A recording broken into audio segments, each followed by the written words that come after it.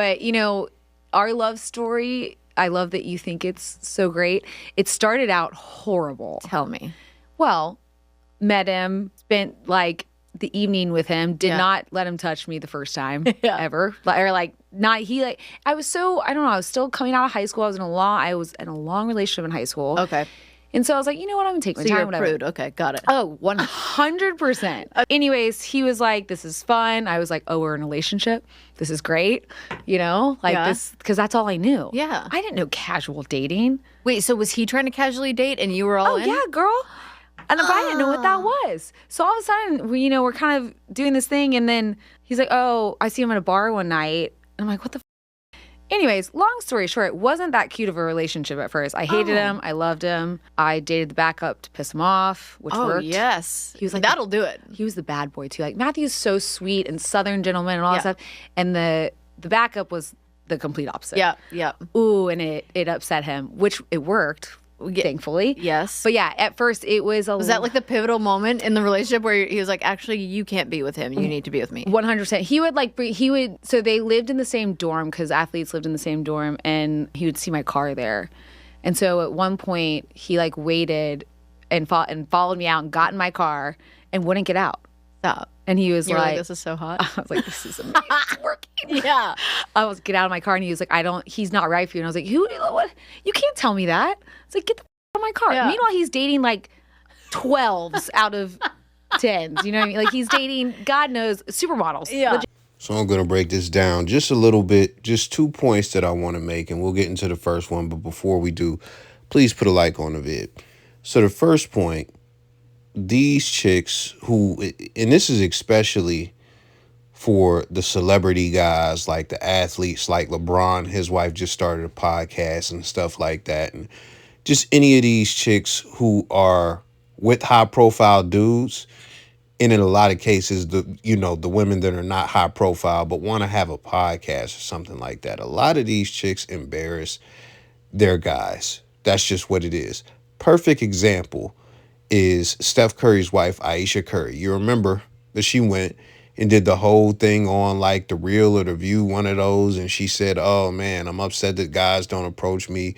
Pretty much admitted that she was jealous of Steph. It was Red Table Talk, actually, with, divisive ass Jada, who, that is actually her thing, embarrassing Will Smith. So it's like, even when you look at somebody like Gabrielle Union, because her and Jada Pinkett are both man eaters. That's what they are. They are man eaters. So those women, like, they just really obliterate they guys in the public eye, on these podcasts, on these platforms, when you put a mic in front of their face around other women. It is just so ridiculous. And personally, I just don't understand it, because especially like when you talk about somebody like Jada and, Gabrielle Union, I completely understand it, because they have some level of success where they have made millions. And on top of that, they are just extremely self-centered. We get to see a lot of them, and we get to see a lot of their relationship, and we get to see a lot of interviews to really make some sort of character assessment about them. When it comes to people like Matthew Stafford's wife or Aisha Curry, like you women haven't accomplished anything to really even be on a platform. If you are not on a platform talking about, how to wash a guy's jersey, or like, get his socks ready for practice or something, like, what are you talking like? If you're not talking about how to make the best biscuits, the most soft, tender biscuits, the most tender chicken just in a crock pot, it just fall off the bone. If you're not talking about stuff like that, why are you on a platform? I just don't get it. Because the thing is, a lot of these chicks can't talk about their relationships with these high profile guys and be respectful to the guys and not embarrass the guys. Let me give you one more example. Barack Obama's wife, Michelle Obama, said she hated this cat. She got on a platform and said that she hated him at one point and talked bad about him and shitted on him, and everybody laughed. The leader of the free world. Like literally one of the highest political status you can get on earth is the president of the United States. That's just a fact. That's just a fact. We're the global superpower. That's a fact. It's indisputable. So when we talk about politicians, this is the highest, like the highest status person on earth in his field. And his wife still doesn't respect him enough to not embarrass him when she gets on a podcast. It's insane. Now, as far as the way that this relates to regular men, when we look at it, women, as far as regular women, the way that they embarrass their guys, if they decide to embarrass their guys, is through social media. 9 times out of 10, that's how it's going to be done. They're going to typically live out their relationship through social media, post every detail about it. You know, they might post a story, something embarrassing, whatever the case may be. It just depends. I could give a bunch of personal examples that I know from real life, but I'll just give you one. A guy cheated on his girl, right? Popular guy, very popular guy. She, in her mind, just thinks that since he's a popular guy, everybody on the planet knows that he cheated. So what did she do? She made him go and do a public apology. How do I know that she made him do a public apology? Because after he wrote this big, long letter about him cheating, which, spoiler alert, nobody knew about this. Like, we still to this day don't even know who this guy was cheating with. Some of his best friends have no idea who the girl is. They have no idea who the girl is. But after the apology, she went on her social media and said something along the lines of, the apology has to be as loud as the disrespect. You know, you embarrassed me. You know, you got to put this out there and clean it up in public. You know, you embarrassed me publicly. You got to. Nobody knew. Nobody knew. It shocked everybody. And it's like, we thought you was the best guy, honestly. You know, so he was really low about whatever he was doing. But that's just how women do. That's just what it is. Now, granted, he's wrong. Let's just get that out the way in case anybody, he's wrong. He's wrong. But she forced him to do that. She wanted everybody in their business. Now, this might not be the best example. I could give other examples because in this example, again, the guy's in the wrong. But at the end of the day, when it comes to a lot of disputes or just a lot of things that happen in private, women make public. Now, this next point, I'm not going to flesh out very much. If you want me to flesh it out in another video in high detail, let me know because I absolutely will. The second point is white women are very manipulative. They are the most manipulative type of female as far as race on the planet. You could say European, however you want to put it. All women are manipulative, but white women have a significant edge. Without me going too deep and getting into everything for you, I'll just give you some examples when it comes to not just black people, but even white people. I mean, you could look at the whole Johnny Depp thing. Do I got to break that down? She was out here on podiums talking like she was some abuse victim. Like, what is her name? Amber Heard? She was talking like she was some abuse victim. Whole time, she was the aggressor. Like, she was going crazy. Granted, he did some stuff. But the way that she was talking was like she was innocent. And this is the thing. She knew that she could get away with it because of who she is. Not because she's Amber Heard, but because she's a white woman. If we look at something like reversing consent, like, oh, I regret that sexual encounter I had now 20 years later, you know, or a week later or 3 days later, I want to say that I was sexually assaulted just because I don't like how the interaction went. You know, I didn't get what I wanted out of it, whatever the case may be. That is a white woman thing. There are black women who do that, but trust me, white women invented that game.